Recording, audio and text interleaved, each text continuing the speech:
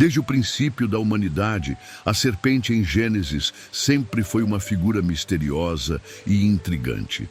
Muitos de nós conhecemos a história de Adão e Eva no Jardim do Éden, onde a serpente é a responsável por seduzir Eva a desobedecer a Deus e assim trazer o pecado ao mundo. Mas será que realmente compreendemos tudo o que esse texto revela? A serpente não é apenas um vilão da história, ela é um símbolo complexo, cuja verdadeira natureza e significado vão muito além do que a leitura superficial nos mostra. O que se esconde por trás dessa figura enigmática, que parece tão simples, mas que carrega um peso tão grande na história da humanidade? Hoje, vamos mergulhar na profundidade do texto hebraico de Gênesis capítulo 3, verso 1 ao 15, e explorar o que a Bíblia realmente nos diz sobre a serpente, o que as palavras originais revelam e como o contexto cultural e histórico da época lança luz sobre o papel desse ser no drama da queda. E mais, vamos discutir como esse evento bíblico influencia nossa vida espiritual até os dias de hoje e como a serpente continua a agir nos corações e mentes dos homens. Antes de começarmos essa jornada, quero que você pare e reflita sobre uma pergunta importante. Você já se perguntou se a serpente é realmente o vilão dessa história? Ou será que ela cumpre um papel muito mais profundo e essencial dentro do plano divino? Deixe sua opinião nos comentários, pois a interação de vocês é fundamental para enriquecermos ainda mais nossa reflexão. Eu vou responder algumas das questões mais interessantes no final do vídeo. Se você ainda não é inscrito no canal, peço que se inscreva agora e ative o sininho de notificações para que você não perca nenhum conteúdo profundo como este. No canal Páginas da Bíblia, buscamos ir além da superfície e explorar as Escrituras de uma maneira profunda e contextual, trazendo à tona temas que muitos evitam. Aqui, você encontrará análises profundas sobre passagens bíblicas, estudos arqueológicos e muito mais. E para você que busca se aprofundar ainda mais nos estudos bíblicos, tenho 2 materiais imperdíveis para indicar. O primeiro é o Kit de Estudos Bíblicos, que inclui mais de 20 Bíblias de estudos, mais de 700 sermões, comentários e outros recursos valiosos para quem deseja entender as Escrituras com mais profundidade. O segundo é o Kit de Seitas e Heresias, essencial para quem quer aprender a refutar falsas doutrinas e fortalecer sua fé. Ambos os kits são recursos indispensáveis para quem deseja se aprofundar no conhecimento da Palavra de Deus. Os links para esses materiais estão na descrição do vídeo e no primeiro comentário fixado. Aproveite essa oportunidade para expandir seus estudos. Agora que você já sabe do que trataremos, prepare-se para uma jornada de revelações e descobertas. A serpente em Gênesis não é apenas uma figura do passado, mas um retrato vivo das tentações e armadilhas que ainda enfrentamos em nossa caminhada com Deus. Vamos entender juntos como o texto hebraico e o contexto cultural da época trazem uma nova perspectiva para essa história que todos pensam que já conhecem. Fique comigo até o final, pois a profundidade do que vamos explorar vai te surpreender. Então vamos ao conteúdo. Para entendermos o significado profundo da serpente em Gênesis, é crucial que voltemos ao contexto histórico e cultural da época em que esse texto foi escrito. A Bíblia, especialmente o livro de Gênesis, foi redigida em um contexto muito diferente do nosso. O autor de Gênesis, tradicionalmente atribuído a Moisés, escreveu sobre eventos que ocorreram séculos antes de sua própria época, em um mundo repleto de mitos, práticas religiosas e cosmovisões que influenciaram diretamente as Escrituras. No mundo antigo, as civilizações estavam em plena formação. Os hebreus, um povo sem uma grande nação, estavam vivendo em um contexto de transição, onde a oralidade prevalecia como forma de transmitir conhecimentos e histórias. Essa cultura com suas profundas raízes no Oriente Médio, estava em contato com outras grandes civilizações, como os egípcios, babilônios e mesopotâmicos. E essa interação influenciou diretamente a forma como as histórias eram entendidas e contadas. A serpente, em muitos desses povos antigos, não era vista de forma isolada, mas era uma figura comum com significados múltiplos e complexos. Em muitas mitologias, a serpente é vista como um ser misterioso, com uma conexão entre o mundo visível e o invisível. No Antigo Testamento, no entanto, a serpente se destaca em Gênesis como uma figura que começa a moldar a ideia do mal e da tentação. É interessante notar que no Egito Antigo, por exemplo, a serpente era considerada um símbolo de poder, autoridade e até mesmo de proteção. A deusa egípcia Uatchet, representada como uma cobra, era associada ao conceito de proteção e realeza. No entanto, em outras culturas da região, como na Babilônia, a serpente também simbolizava caos, destruição e a quebra da ordem divina. No contexto da tradição hebraica, a serpente aparece em Gênesis como parte do drama cósmico da criação e da queda. O que isso nos revela sobre o entendimento dos hebreus antigos? Eles não estavam isolados no deserto, vivendo em uma bolha cultural. Estavam rodeados de povos com visões de mundo que incluíam entidades espirituais poderosas e influentes.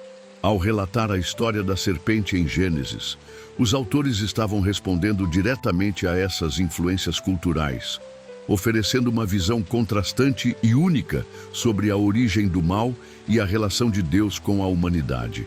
Além disso, para os hebreus, a serpente tinha um simbolismo que transcende o simples mal. No contexto do Jardim do Éden, a serpente representava a quebra da harmonia e da ordem criada por Deus. A desobediência, em Gênesis, não é apenas o ato de comer do fruto proibido, mas é a escolha do homem de se afastar da vontade divina. E a serpente, como veículo dessa tentação, se torna não apenas uma representação do mal, mas também um meio pelo qual a humanidade foi seduzida a desafiar a ordem estabelecida por Deus. Para reforçar isso, a palavra hebraica utilizada em Gênesis para descrever a serpente é Nahash, que não é uma simples palavra para cobra. Ela tem um significado mais profundo e complexo. O verbo Nahash está relacionado a observar, divinar, interpretar sinais, sugerindo que a serpente em Gênesis não é simplesmente um animal, mas um ser que se conecta a algo além do mundo físico, algo espiritual. Essa associação à divinação e ao oculto faz com que a serpente se torne um símbolo de engano e manipulação, algo que está em oposição direta à revelação divina dada a Adão e Eva. Além disso, o conceito de serpente e tentação não está isolado apenas no Gênesis. O povo hebreu, ao longo da história, também encontrou outras referências e eventos envolvendo serpentes, como a história das serpentes no deserto, em Números capítulo 21, onde serpentes venenosas foram enviadas como castigo por Deus. Mas também vemos a serpente erguida por Moisés como um símbolo de cura. Números capítulo 21, verso 9, um paralelo que reflete o poder redentor de Deus sobre as forças do mal e da morte. Esse entrelaçamento cultural e religioso de serpentes como símbolos de tentação e, ao mesmo tempo, como representações de poderes ocultos e de revelação espiritual, não é uma coincidência. Os autores de Gênesis estavam muito conscientes desses conceitos e, ao usar a serpente como o principal agente da queda, estavam intencionalmente utilizando uma imagem rica em simbolismo que dialogava diretamente com o ambiente cultural da época. Assim, a serpente em Gênesis não é apenas um animal físico, mas uma figura teológica carregada de significados espirituais profundos. Em nossa caminhada espiritual, entender esse contexto histórico e cultural nos ajuda a perceber que o mal e a tentação sempre estiveram presentes na história da humanidade. Mas o que muda é como a palavra de Deus nos revela a verdade e nos oferece libertação através de Cristo. A serpente, portanto, nos ensina sobre a luta constante entre o bem e o mal e nos desafia a refletir sobre as escolhas que fazemos, pois, assim como Adão e Eva, também somos constantemente confrontados com a tentação e a possibilidade de desobedecer à voz de Deus. Quando nos aproximamos do texto de Gênesis, especialmente do relato da serpente no Jardim do Éden, é fundamental compreender o significado das palavras hebraicas originais para desvelar as camadas profundas do texto. Como sabemos, Gênesis foi escrito em hebraico, e é nele que encontraremos o cerne da compreensão sobre a serpente, sua função e seu simbolismo. O termo hebraico para serpente é Nahash, que, ao ser examinado de perto, revela mais do que uma simples referência ao animal físico que conhecemos. A palavra Nahash, é derivada de uma raiz verbal que significa observar ou divinar. Esta raiz, Nahash, é interessante porque se conecta com práticas de adivinhação e interpretação de sinais. Isso nos leva a uma primeira conclusão crucial. A serpente não é apenas uma cobra qualquer no contexto de Gênesis. Ela é, na verdade, um símbolo de engano e de tentação, um agente de manipulação espiritual. Ela representa algo mais profundo, mais enigmático. A palavra Nahash é frequentemente associada ao ato de tentar enganar ou distorcer a verdade. E é importante notar que em muitas outras passagens bíblicas, a serpente aparece associada a enganos espirituais ou distorções da verdade divina. Além disso, a serpente também é descrita em Gênesis como Arom, que é traduzido como astuta ou astuciosa em algumas versões. O termo Arom, é uma palavra fascinante, pois é a mesma utilizada para descrever Adão e Eva antes da queda. Em Gênesis capítulo 2, verso 25, o texto descreve o casal como despido, ou seja, sem vergonha ou sem engano, uma condição de pureza e inocência. No entanto, quando a serpente é apresentada em Gênesis capítulo 3, verso 1, ela é caracterizada como astuta, Arom, sugerindo que, de alguma forma, ela representa uma inversão da pureza original do jardim. A serpente não apenas engana, mas também atua como uma força que introduz o erro na percepção da realidade. Em termos de exegese, outro ponto importante é a estrutura do diálogo entre a serpente e Eva. A serpente, ao questionar as palavras de Deus, estabelece um confronto direto com a autoridade divina. Ela diz: é assim que Deus disse, não comereis de toda a árvore do jardim? Gênesis capítulo 3, verso 1. Esse questionamento é astuto porque, ao fazê-lo, ela distorce a ordem divina e induz Eva a duvidar das intenções de Deus. A serpente não apenas desafia a ordem divina, mas também sugere que Deus está restringindo algo que poderia ser bom para o ser humano. Essa estratégia de distorção de palavras e intenções é uma técnica clássica de engano, e sua eficácia está em desviar a percepção do que é verdadeiramente bom e justo. Para entender isso ainda mais profundamente, precisamos olhar para a forma como o verbo amar é usado no diálogo entre a serpente e Eva. Em Gênesis capítulo 3, verso 2, Eva responde à serpente dizendo: do fruto das árvores do jardim podemos comer, mas do fruto da árvore que está no meio do jardim, Deus disse: não comereis dele, nem tocareis, para que não morrais. Aqui, Eva cita as palavras de Deus, mas há uma leve modificação. Ela adiciona a palavra nem tocareis, algo que não foi dito por Deus em Gênesis capítulo 2, verso 16. Esse pequeno acréscimo, embora aparentemente insignificante, revela uma mudança na compreensão de Eva sobre o que Deus havia realmente ordenado.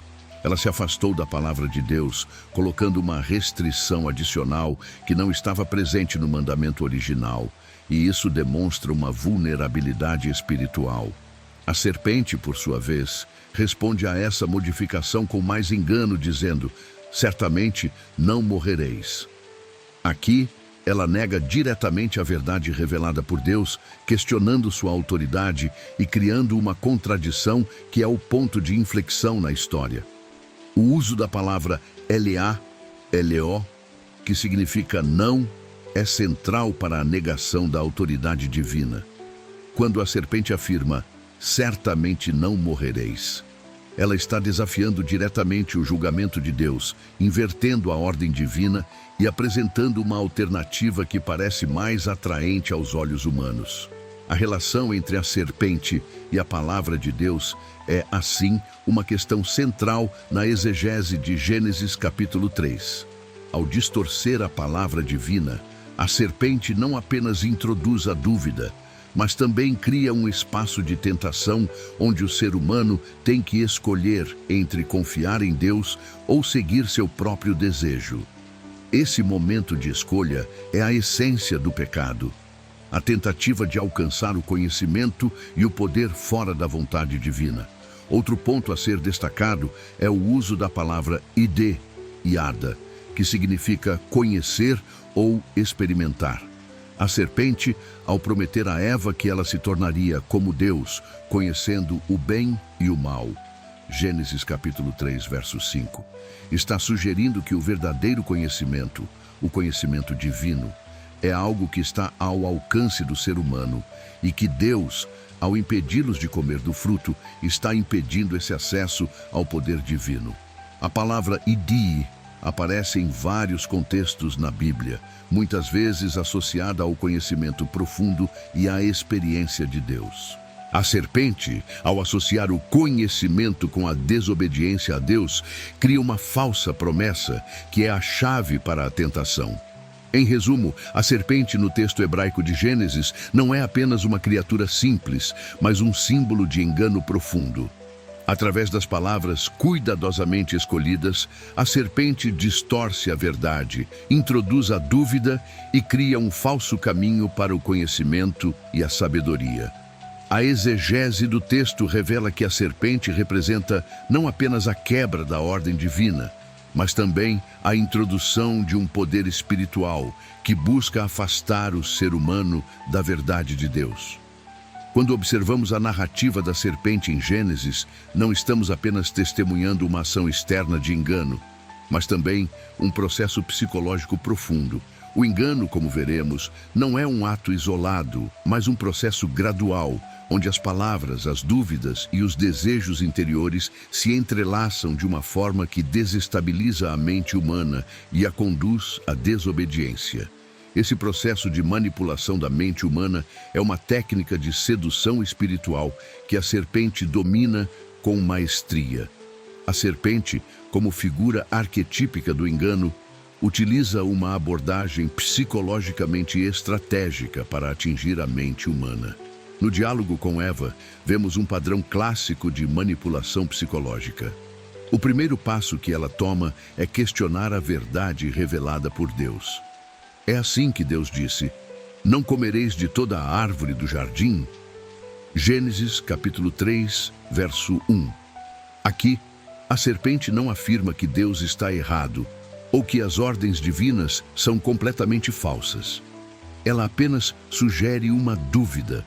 Isso é fundamental, pois a dúvida plantada na mente humana é o primeiro passo para o engano. A psicologia do engano começa com a dúvida sobre a autoridade e a bondade de Deus.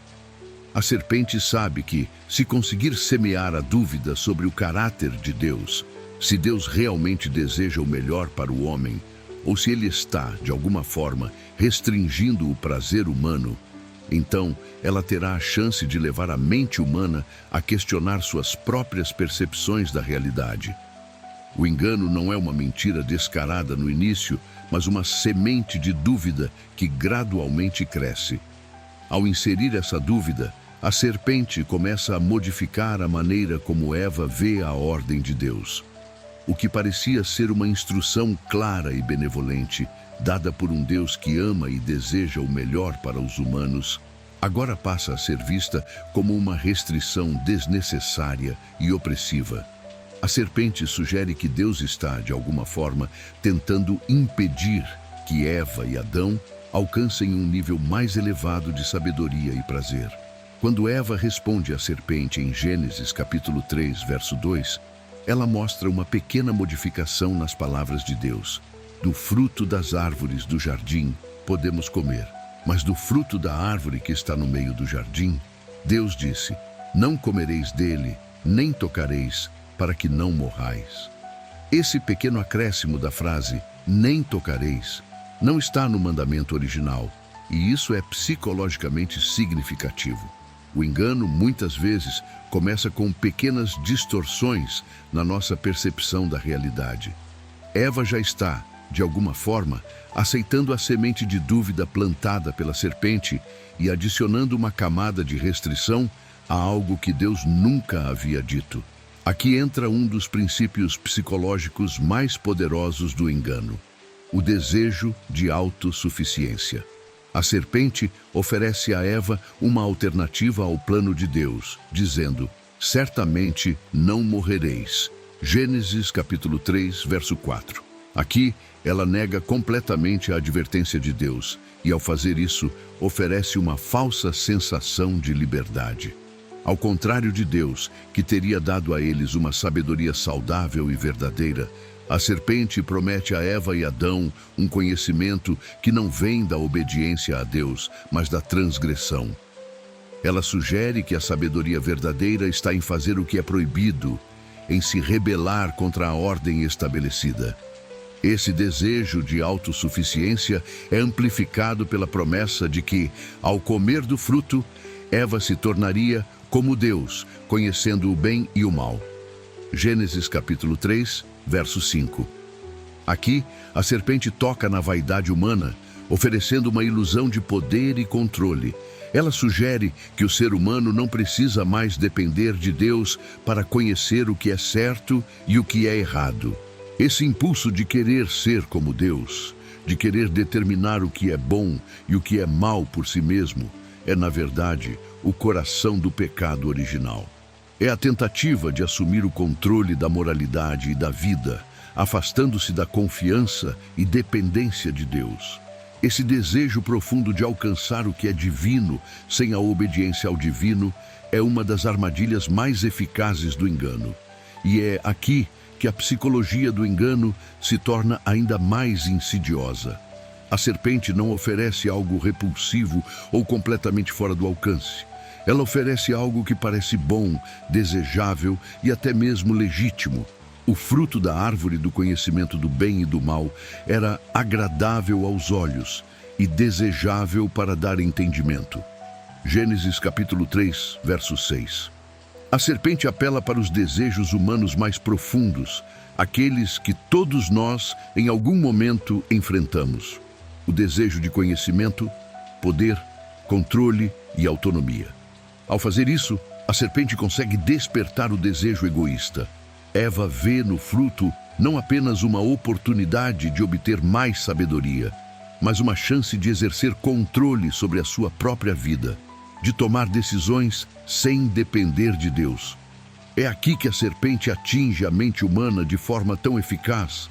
Ela não impõe uma mentira grosseira, mas oferece uma ilusão de crescimento, de poder, de domínio. A psicologia do engano se encerra quando Eva, em sua busca por independência e sabedoria, toma o fruto e o compartilha com Adão, que por sua vez também cede à tentação.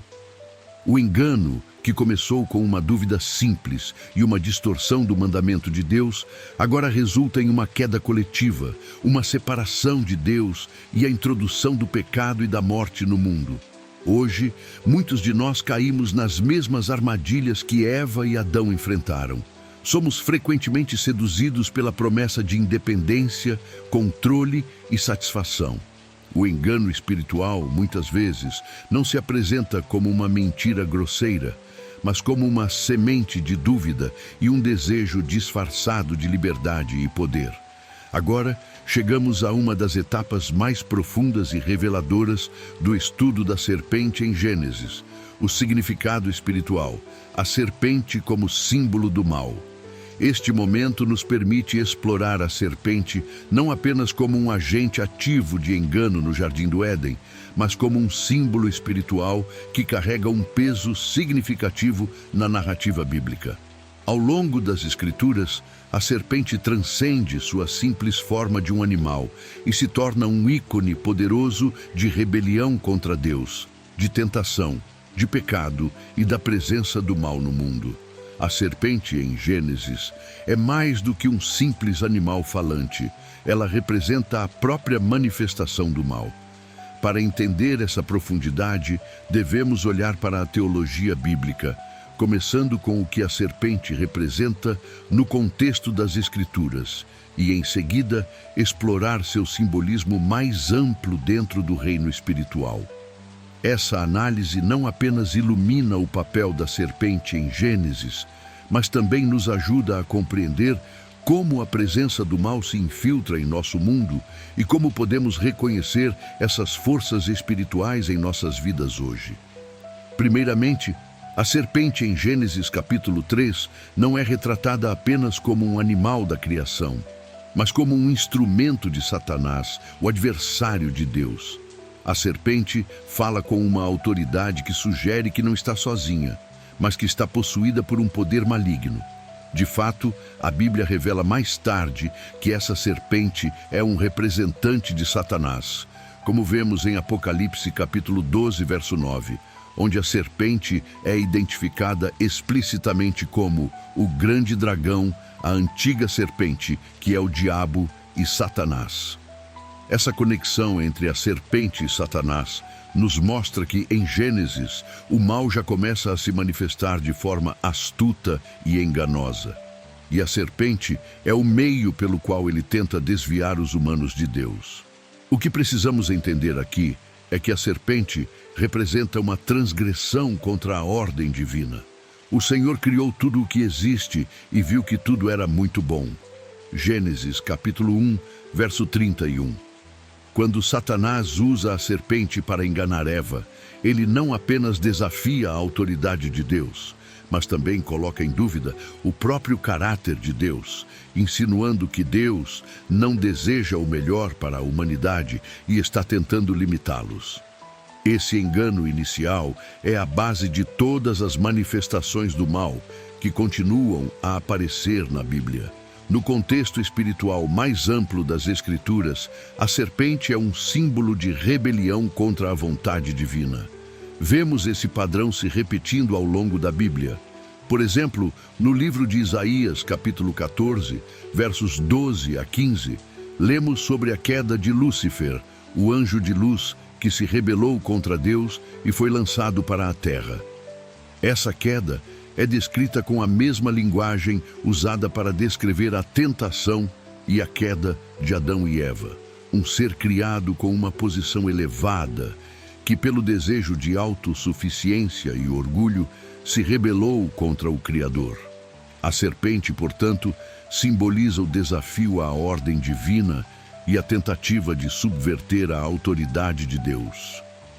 Essa rebelião não é apenas uma falha moral, mas uma tentativa de inversão de valores. O que Deus estabeleceu como bom e justo, o mal tenta reverter e distorcer. A serpente, ao enganar Eva, propõe uma nova ordem, onde o homem pode decidir por si mesmo o que é bom ou mal, desafiando a soberania de Deus sobre a moralidade. A presença do mal no mundo não é apenas teórica ou abstrata, ela é ativa e agressiva. A serpente em Gênesis é o primeiro exemplo dessa presença ativa do mal. Satanás não espera que a humanidade se desvie de Deus de maneira passiva ou sem resistência. Ele usa os desejos e a natureza caída do ser humano para tentar subverter a criação. Esse impulso para desobedecer a Deus é algo que vemos repetidamente nas Escrituras, sendo um símbolo do desejo de controlar a própria vida, sem depender da orientação divina. O mal é, portanto, mais do que simplesmente a ausência de bondade, é a atividade intencional de desviar os seres humanos da verdade. E a serpente, com sua astúcia e disfarce de sabedoria, representa essa atividade de engano e destruição. Ela age de forma sorrateira e persuasiva, plantando dúvidas sobre a bondade de Deus, e assim se tornando uma representação do mal que, através de seu disfarce, é capaz de se infiltrar nas mentes humanas. O simbolismo da serpente como o mal personificado é ainda mais evidente em outros pontos das Escrituras.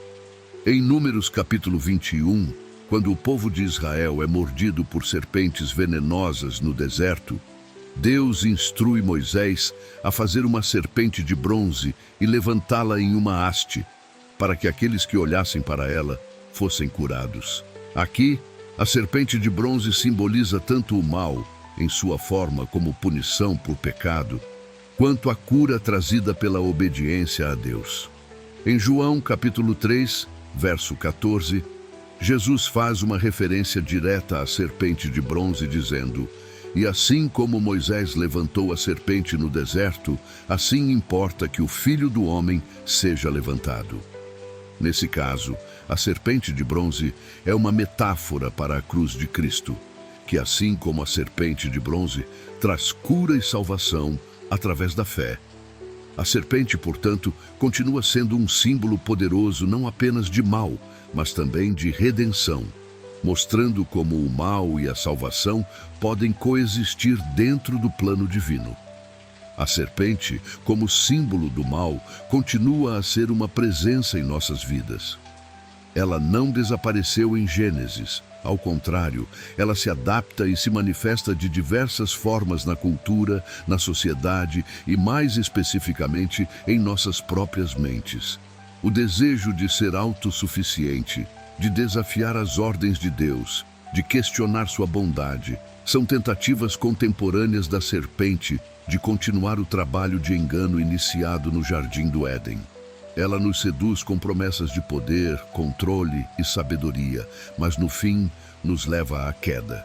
Na realidade de hoje, a serpente se manifesta não apenas em tentações evidentes, mas em formas súbitas de engano, como falsas ideologias, filosofias humanas que exaltam o homem e desconsideram a autoridade de Deus.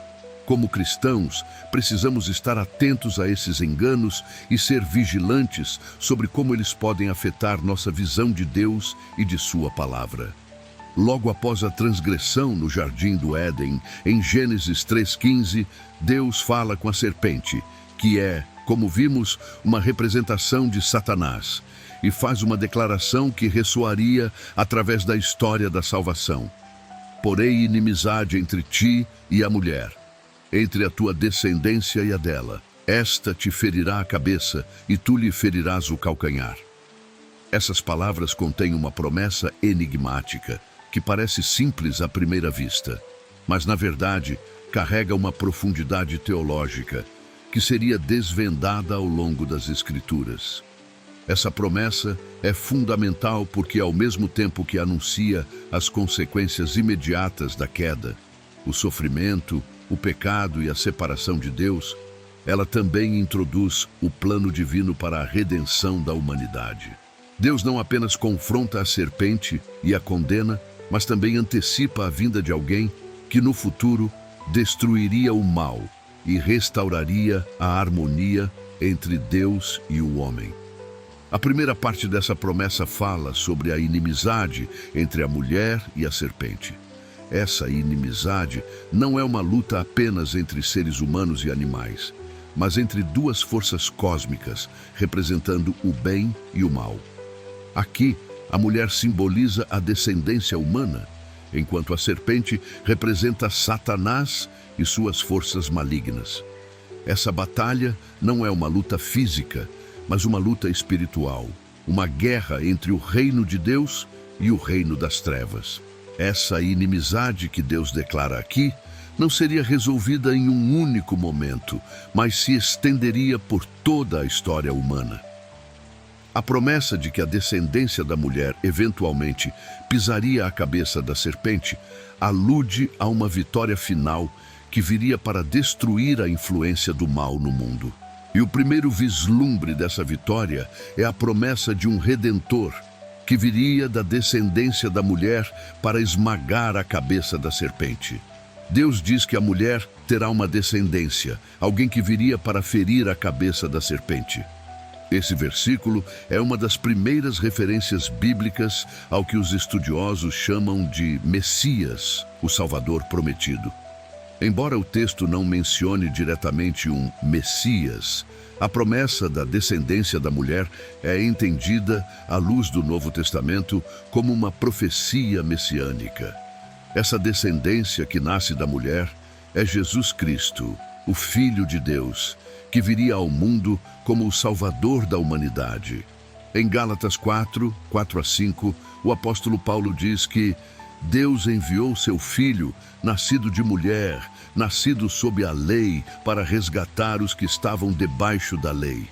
Este versículo, juntamente com Gênesis 3:15, sublinha que a promessa feita a Eva de que sua descendência esmagaria a cabeça da serpente encontra sua cumprimento em Cristo, que por meio de sua morte e ressurreição derrota Satanás e o poder do pecado.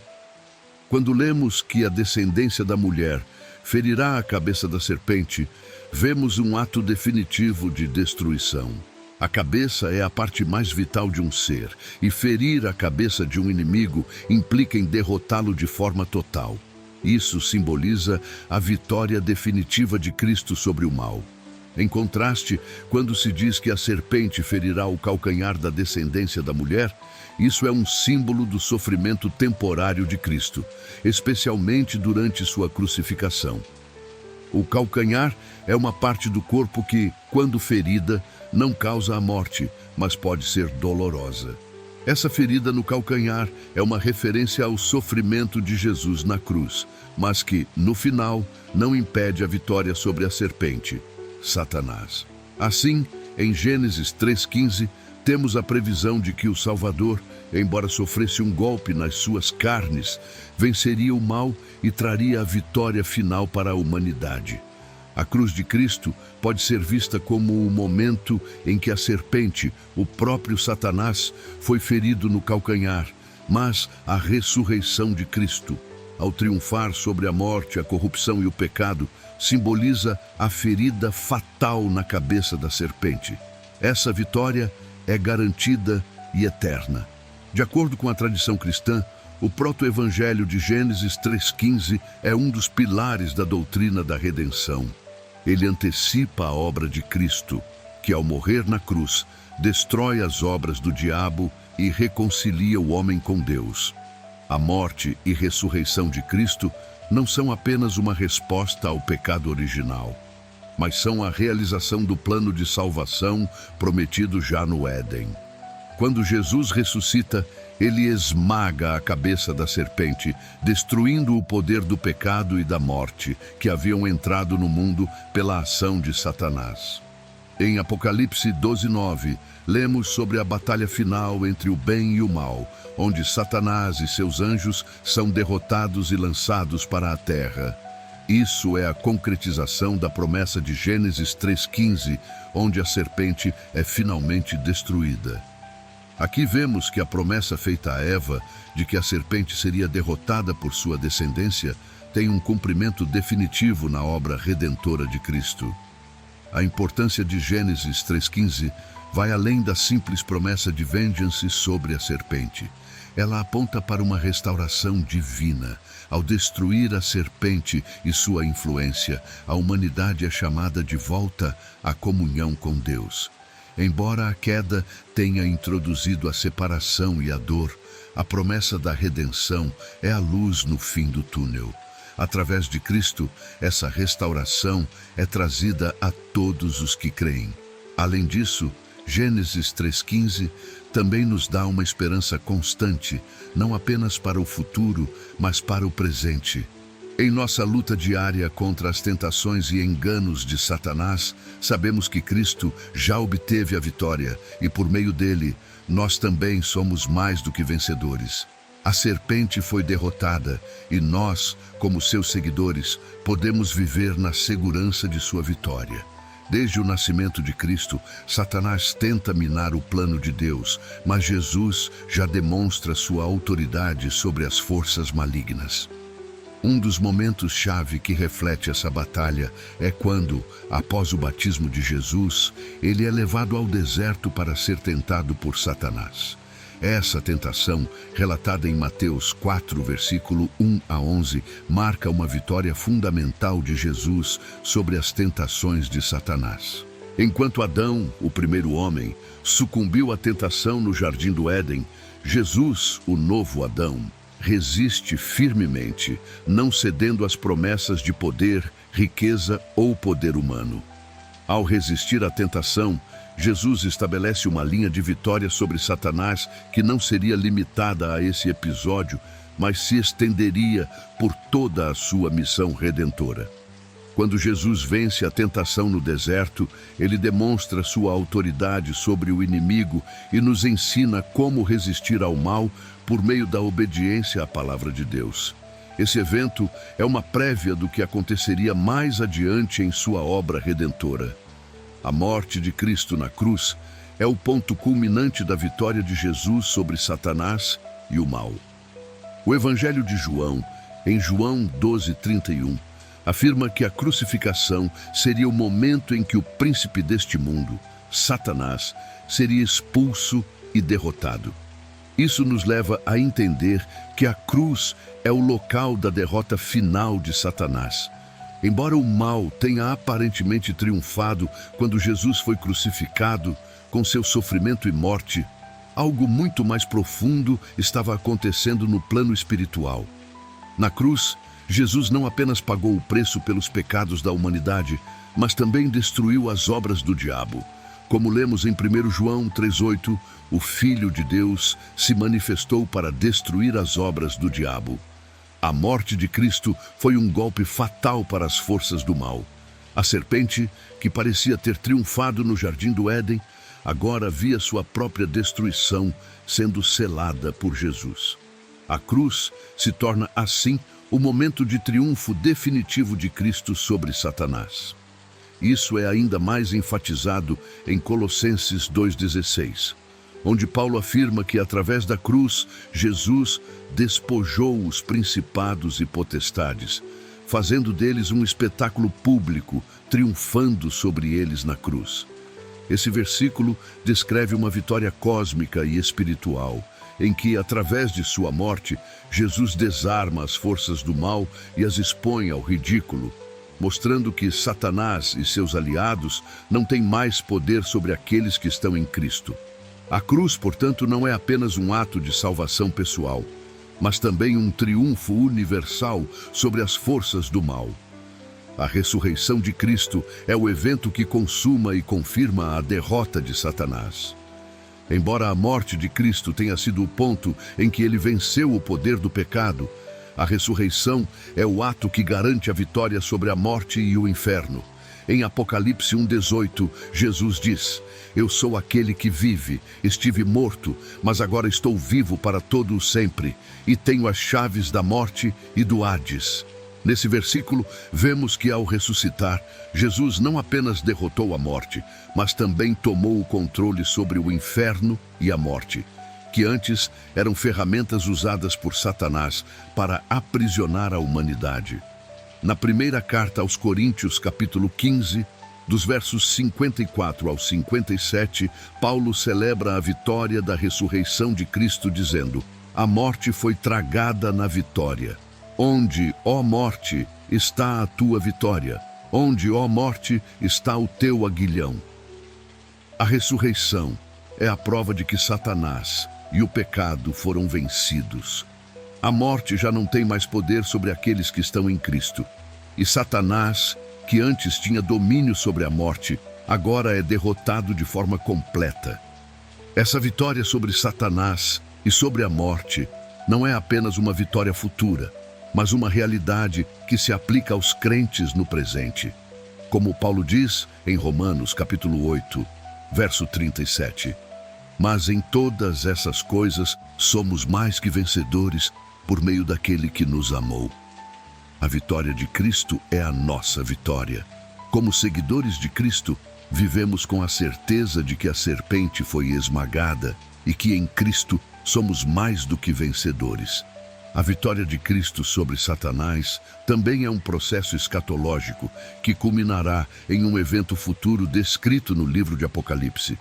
Em Apocalipse 20:10, lemos que no fim dos tempos, Satanás será lançado no lago de fogo e será derrotado para sempre. Embora Satanás tenha sido derrotado na cruz, a manifestação plena de sua derrota ocorrerá quando ele for finalmente preso e banido para sempre. Esse evento marcará o fim do sofrimento e do mal, e o reinado de Cristo será estabelecido em sua plenitude. Apocalipse 20:10 nos dá uma visão final da derrota de Satanás.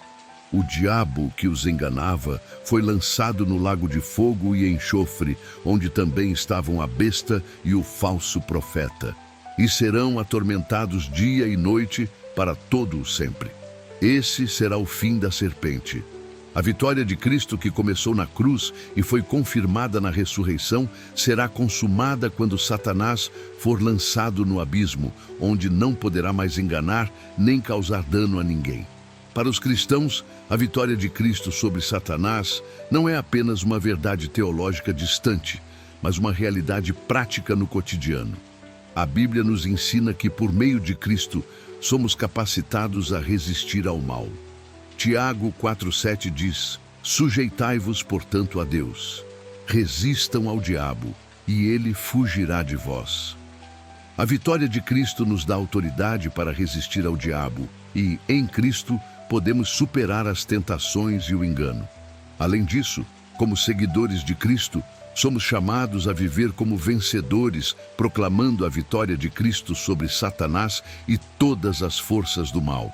Como Romanos 16:20 declara: o Deus de paz esmagará em breve Satanás debaixo dos vossos pés.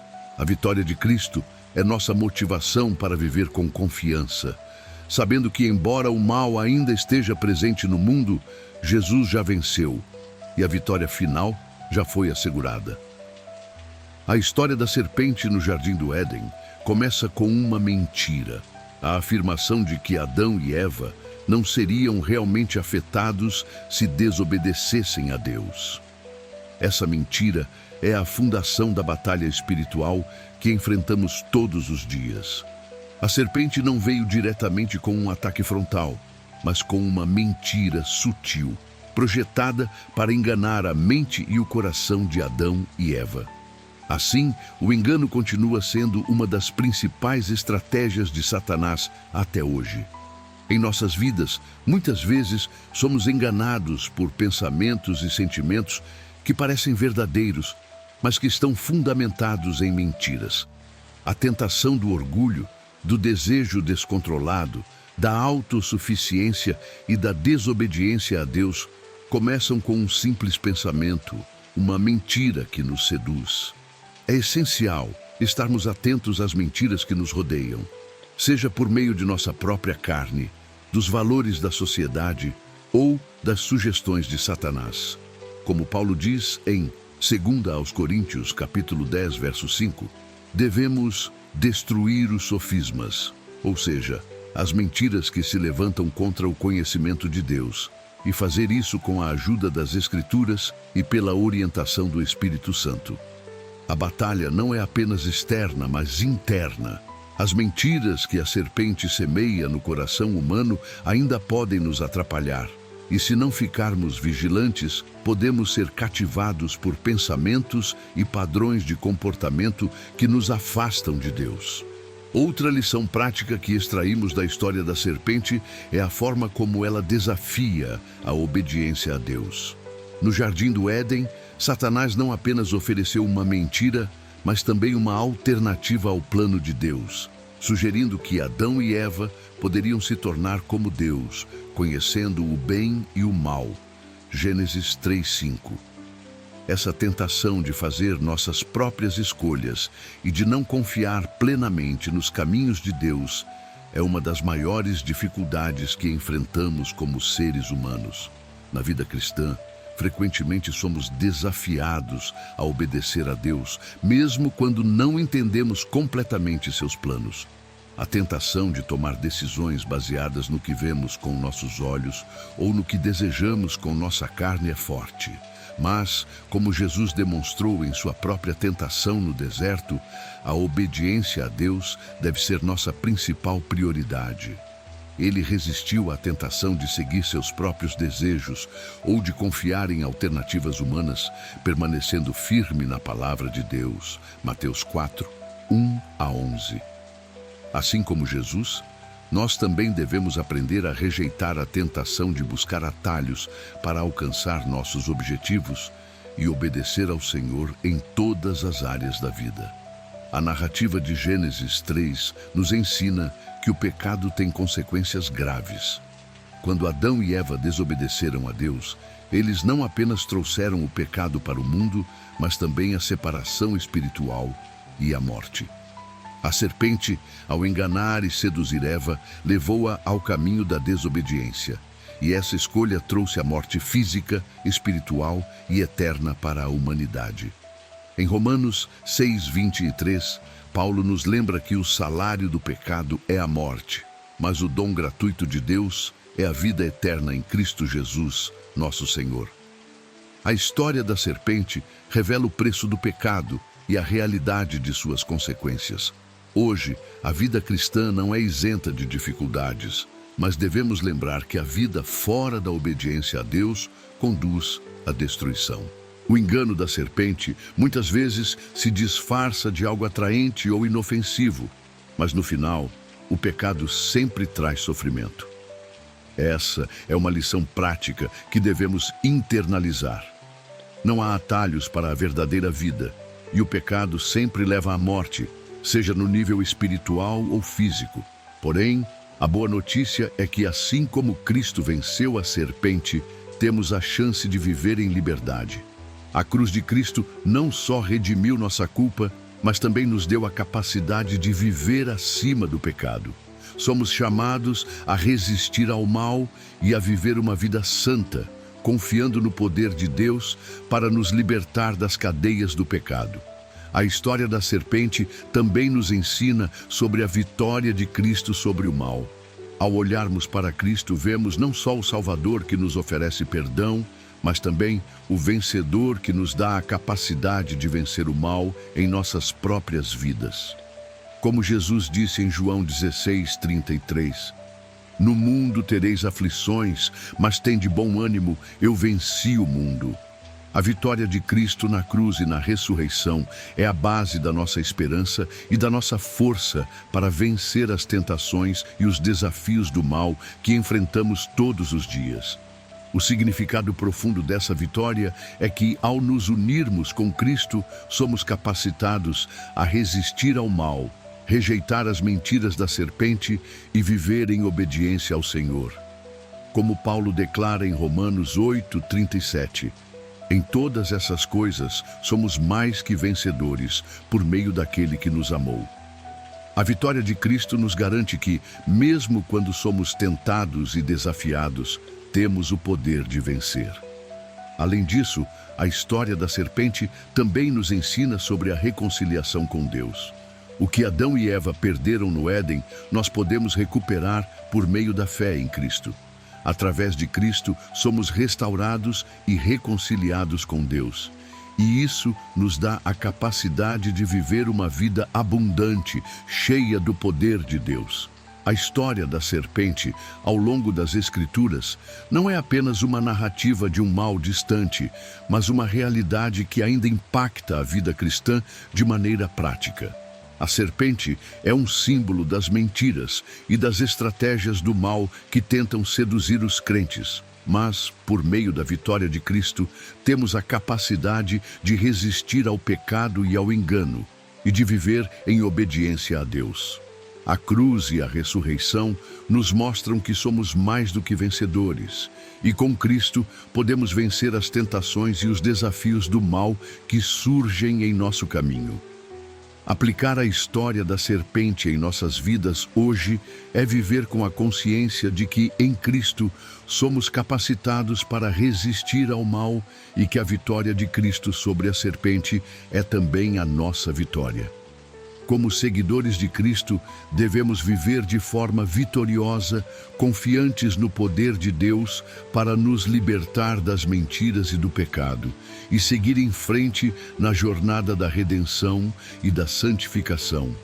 Ao longo deste estudo profundo, vimos como a história da serpente, desde sua primeira aparição no Jardim do Éden até sua derrota final na cruz de Cristo, oferece uma mensagem clara de vitória.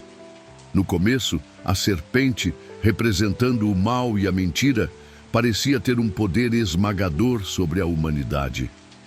Com o pecado de Adão e Eva, ela trouxe a dor, a separação e a morte, estabelecendo o cenário para a batalha espiritual que tem se desenrolado desde então. Mas a boa notícia é que, apesar de sua aparente vitória no Éden, a história da serpente não termina em derrota, mas na vitória definitiva de Cristo. Em Gênesis 3:15, Deus já havia proclamado que a serpente seria derrotada, e essa profecia foi cumprida de maneira gloriosa na cruz, onde Jesus destruiu o poder do mal, dando aos seus seguidores a promessa de vitória e esperança eterna. A serpente que tentava desviar os homens de Deus não pode mais nos escravizar. Cristo, o novo Adão, trouxe a redenção que o primeiro Adão falhou em trazer. Ele venceu o pecado, venceu a morte e, com isso, nos concedeu a liberdade para vivermos em obediência, verdade e vitória. Não importa quão grande seja a tentação ou quão poderoso o inimigo pareça ser, nós, em Cristo, somos mais do que vencedores. O mal pode nos atacar, mas, ao fixarmos nossos olhos na cruz, entendemos que a vitória já foi conquistada. E essa vitória é nossa, pois somos participantes do corpo de Cristo e herdeiros de suas promessas. A vitória que Cristo conquistou sobre a serpente nos lembra de que a batalha que enfrentamos hoje é apenas uma batalha temporária. Embora o mal ainda se manifeste de diversas formas em nossa vida cotidiana, temos a certeza de que, no fim, a vitória final já está assegurada. Assim, somos chamados a viver em vitória, resistindo ao mal, rejeitando as mentiras da serpente e proclamando a verdade do Evangelho. Em nossa vida diária, a luta contra a serpente pode ser intensa, mas a vitória de Cristo não é uma história do passado, mas uma realidade presente.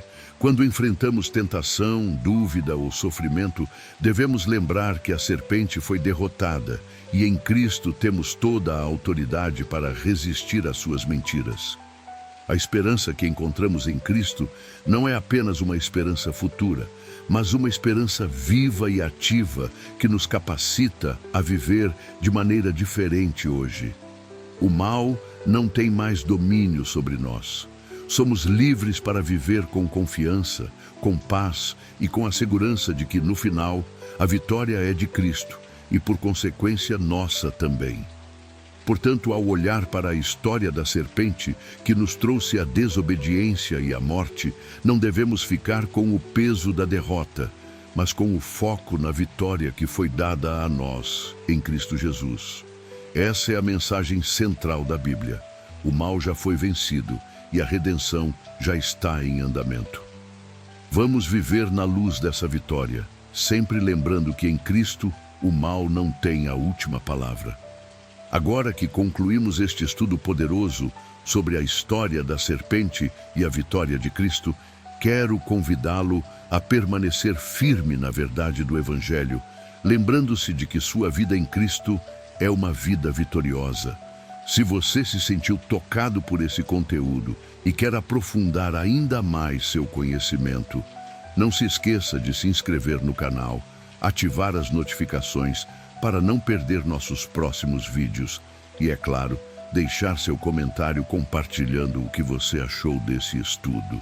Além disso, caso queira um material mais profundo sobre seitas e heresias e o kit de estudos bíblicos com mais de 20 bíblias de estudo, 7.000 sermões e muito mais, não deixe de conferir os links na descrição e no primeiro comentário fixado, onde você encontrará recursos exclusivos e materiais complementares para te ajudar a crescer na fé e a viver a vitória de Cristo em sua vida.